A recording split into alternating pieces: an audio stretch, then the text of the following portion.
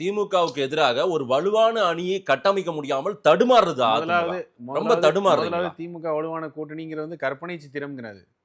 அது வலு இழந்து ரொம்ப நாள் ஆச்சு. இல்ல நீங்க பல்லு வலு போன பெறவே பாம்பு. முடியாமல் தவிக்கிறீங்களே. பாம்புக்கு பல்லு போச்சுன்னு பல நாட்களுக்கு அப்புறம் தான் தெரியும்.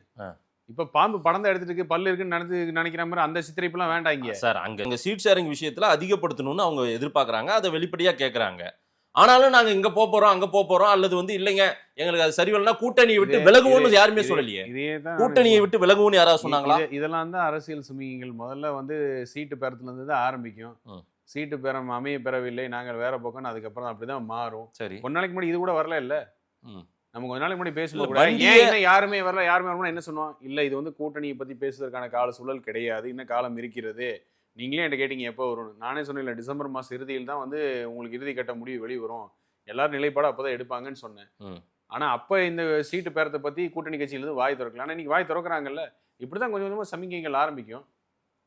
இப்படிதான் ஆரம்பிக்கும். அறிவாலயத்துல பிடிக்கலன்னா நம்ம நேரா அபய் சண்முகம் சாலைக்கு போலாம் அப்படின்ற ஒரு எண்ணப்பாட்டுல இருக்கிற மாதிரி யாருமே தெரியல. அந்த தோற்றத்தை நாளைக்கு சமிக்கைன்னு சொன்னீங்களா, அந்த சமிக்கை எங்க தெரியும்? நீங்க நாளைக்கு அறிவாலயத்துல அவன் கார் எடுத்தாங்கன்னா குறுக்கால போய் படுத்துருவீங்களா? நீங்க போகாதீங்கன்னு இல்ல சொல்லுங்க.